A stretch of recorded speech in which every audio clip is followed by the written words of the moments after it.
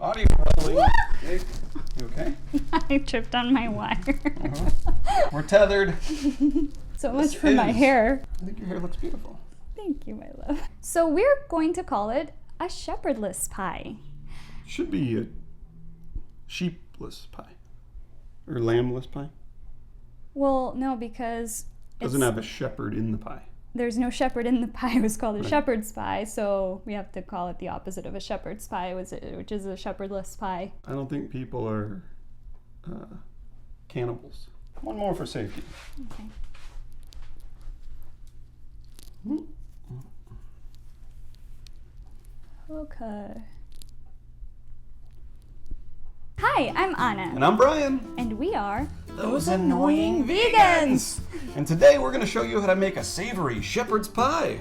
But of course, since most shepherd's pie recipes call for animal products, we're going to veganize it. Shepherd's pie was named as such because traditionally it contains lamb meat, or cottage pie, which is just any sort of minced meat.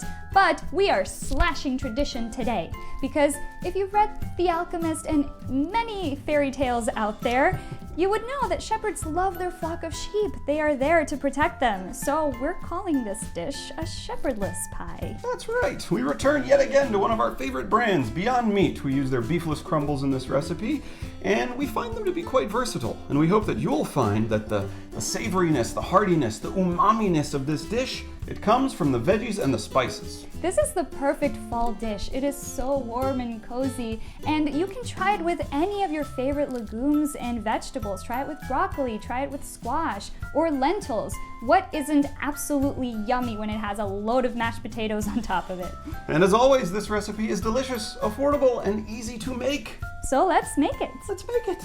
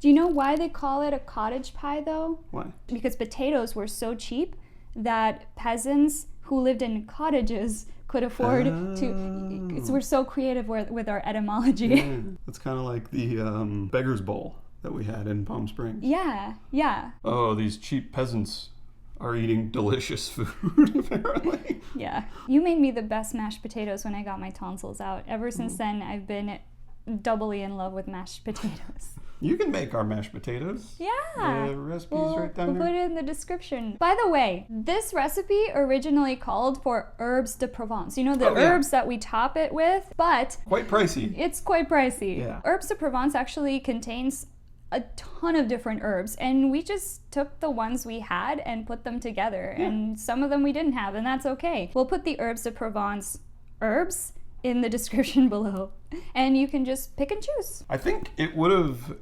Wait till I fix my hair. Oh.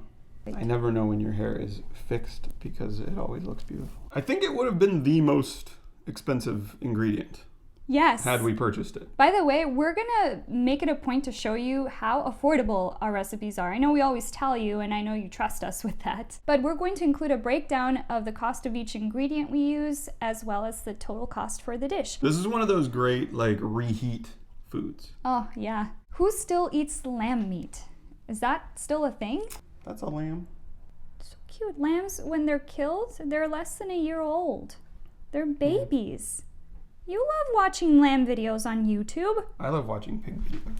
I like pigs. They're cute. As we said in the intro, the savoriness, the umami-ness, the hearty flavors, they come from spices, they come from veggies, they come from plants. We can taste sweet, we can taste salty, we can taste bitter, we can taste sour, and we can taste umami, which is that savory flavor, which is why we end up seasoning our meat with vegan foods. I really don't think that this dish feels like it's missing anything. Yeah. This dish is so hearty, so flavorful, and really, really savory. It's the indigo of the color spectrum, where you're like, indigo? Yeah. What?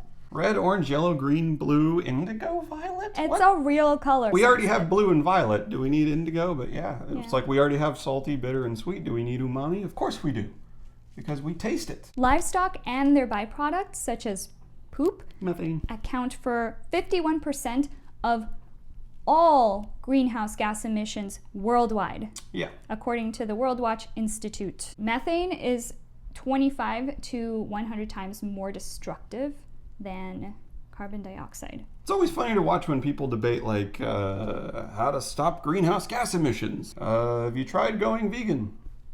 Just a thought. The more you get into the vegan lifestyle, the more that you read up on what the animal agricultural business does to the planet, the more that that solution finds its way into so many of our problems. How do we stop heart disease? Have you tried going vegan? How do we stop obesity? Have you tried going vegan?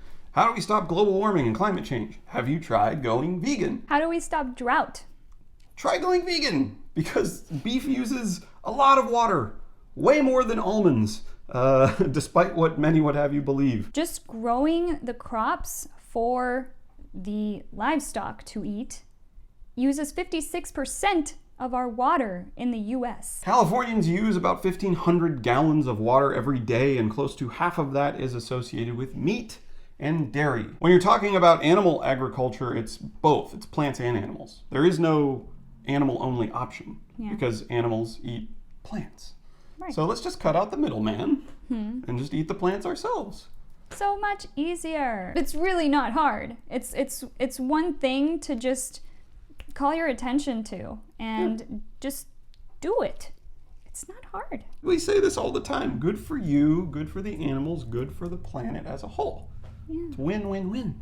I wonder if people wonder what's in it for you. Why do you guys promote veganism so much? Do you have the ability to empathize, and do you have compassion at all? I would counter with what's in it for you. It's the simplest message ever. What do you hear from your parents when you're a kid? Eat your vegetables. Mm-hmm. Eat your vegetables. And despite what people might think, and people often say, it's natural. We've been doing it for decades.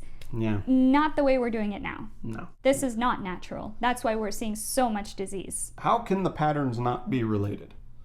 The more animal products we consume, the more heart disease goes up, the more obesity, type 2 diabetes, everything's going this way. Mm-hmm. Oh, I was going to mention, and I don't know why it's breaking news, that Pepsi and Coca-Cola have been sponsoring health studies to say that the sugar in their products does not contribute to disease. Many, many, many, many studies out there are in fact sponsored and funded by the meat and dairy industries. Yeah. Just look at the fine print. Saw a commercial on TV the other day. It was like, beef, it's what's for dinner. And then it was sponsored by the National Beef council. They're in it for the money. They don't give a shit about your health. And that's what's in it for us, because we do give a shit about your health. I care about people's health because I've experienced loss in my family due to these kinds of diseases. I know what that's like. We want you guys to live healthier lives. We want you guys to feel better about yourself and contribute, yes, to the lessening of animal suffering and contribute to the health of our planet. It's a good thing for everybody. Yeah. And you can do it. You can do it. You can change the world. Every day, for every meal. Esta piña es de Costa Rica. Yeah. Aquí dice. Smell that. Oh, it's Oh. ready. That's Oh. ready. That's so ready. Let's cut it open. Can we eat it?